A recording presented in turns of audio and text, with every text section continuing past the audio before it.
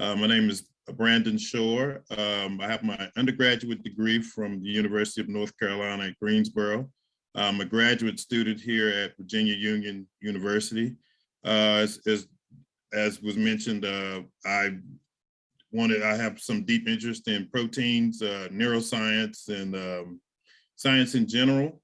And I've also worked in the pharmaceutical industry for approximately 12 years in various quality roles. So I have a lot of lab testing experience, a lot of aseptic technique experience.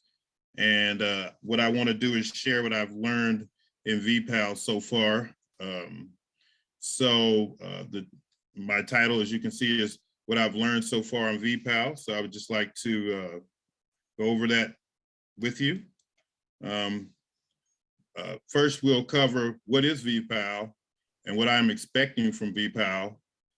Secondly, how to find the full text of a scientific article, how to save journal articles in our database, how to create a scientific flyer for presentations, and professionalism and the expectations of the lab. With that being said, VPAL is an acronym for Virginia Union University Protein Analysis Laboratory. The lab is overseen by Dr. Vernon Ruffin and explores how proteins behave under various conditions. Some of those conditions include salt pH behavior. Some other things we want to talk about is what I'm expecting, what I myself am expecting from this experience. A few things are, I'm expecting to work in an environment that emphasizes laboratory safety, to work with a mentor who is skilled, knowledgeable, and patient.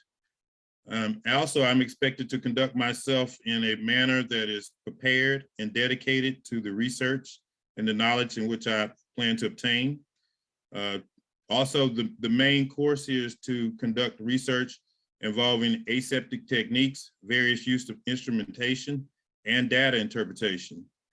I also am here to develop myself, push myself further, to step out of my comfort zone, to manifest my motivation. And I also want to improve my leadership skills. I want to gain some insight, how I can pass my knowledge on to future Virginia Union students and others that I may come in contact with. Let's start with how you can find scientific articles. First, you need to use a respected search engine such as PubMed. Once we're in PubMed, we need to enter the title or keywords related to the article of interest. We need to click on the text availability. This is usually on the right side of the screen. We need to click on full text. It usually gives us an option between abstract and full text. We want the full text. Simply after that, we need to click on the article and then click on the link related to the full article text in order to be able to pull up a full article. This is very important because scientific articles are the basis of what we do. We want to look at others' research, correlate that to our own research, and look if there's some insight that we may be able to find within our research and how we can contribute to the overall research of whatever we're looking to find out about. Next, we want to look at how one may save articles in VPAL. In order to save articles in VPAL, first after identifying an article of your choice, you want to locate the first author and the last author. The first author typically indicates the author who conducted the majority of the research. The last author is typically the author who was, let's say, over the laboratory itself. And you want to take and use the first author's last name and the last author's last name. After that, you want to locate the associated journal, and you want to make sure that this journal has a high impact factor. High impact factor usually correlates to anything above 10, 10 being great, 3 being good, and 1 being average. Anything below 1 is we're really not that interested in. After that, we want to save the article in VPAL. And the format we want to use is we want to use the first author's last name, followed by a space, the last author's last name. Then we want to enter, then we want to have 2 dashes, the year the article came out, followed by a space, the journal name, followed by 2 dashes. And then we want to save it under 2 keywords that correlate to the article itself. It's very important that we save it in this format to keep continuity and also just to have some structure so that it's not very difficult to find an article when we need to find an article. Next, we want to discuss how to create a scientific conference flyer. This is very important because we want to draw in students, intellectuals, and other people who have interest in what we're saying. So we need to create a flyer to pique interest. And what we need to do is go into our PowerPoint program, use our design tab to locate the desired slide size. Typically, we want to put it in a portrait format, followed by a landscape format. The first slide we want to, on the first slide, excuse me, we want to insert a headshot of ourselves. And we want to make sure that we crop this headshot into a square, just for continuity.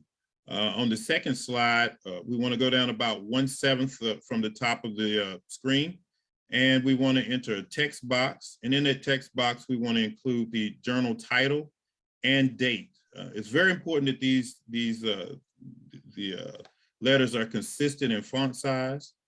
We want to follow that by a second text box, which states the name and the subject matter that you'll be presenting. Remember to always have your name in bold letters so it can pop out for our audience. And also we want to have the subject matter that we'll be presenting in bold manner for this boldness for the same reason. After we do that, we want to insert our headshot to the left of the name and presenting information. It just looks neat and crisp so our audience can draw audience to our face. And below that, another piece of critical information is that we want to include the day, the date, and the time of the information, and any information pertaining to the virtuality of the meeting, such as the Zoom number or maybe a meeting ID number or anything pertaining to how a person can access our information via online. After that, we want to, another subject I wanted to cover here is professionalism and the expectations of the lab. One of the things that we want to cover is that we need to be understanding that while we're in the lab, matter of fact, while we're in our everyday life, we need to understand that we're not only representing ourselves, but our family, our friends, our mentors. We're representing Virginia Union University. And we need to carry ourselves and conduct ourselves in a manner that displays that we move in the highest caliber possible. It's very important that we come in here with full effort to maximize our potential, move with strength in our ability. We need to apply the knowledge, and we need to try to achieve goals on a higher level. Another expectation and very critical in our professional development is public speaking. And public speaking is very important because it provides us with the ability to express processes, methods, and the results that supported in our hypothesis. So this is critical. The ability to express knowledge is critical to our overall success. This includes items such as a 30-second to 3-minute elevator pitch. We need to be able to state why we're here and what we look to achieve. And with that said, our professional trajectory is very important as well. And for me, my professional trajectory is my goal is to become a dentist, and possibly maybe an oral scientist one day, or oral dentist. And this correlates to this experience in the matter that oral dentistry involves cranial nerves. We have 12 of them. And it's very important also that I understand protein function, how proteins interact with their environment, and their overall relation to our overall health. So it's critical that one comes and relates this to their overall goal, their overall mission, and how we can help succeed and make this lab run in a better way. Also, I have some acknowledgements. I would like to acknowledge Dr. Vernon Ruffin, who is my mentor, and Professor Geddes. And I would also like to recognize Dr. Patrick Martin, Dr. Shamal, Dr. David Remington, and Al Minerich, Dr. McShepard, and Dr. Bowen.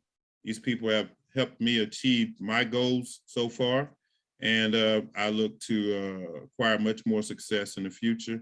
And I look forward to working with VPAL and achieving the success we need to make this a better place. Thank you.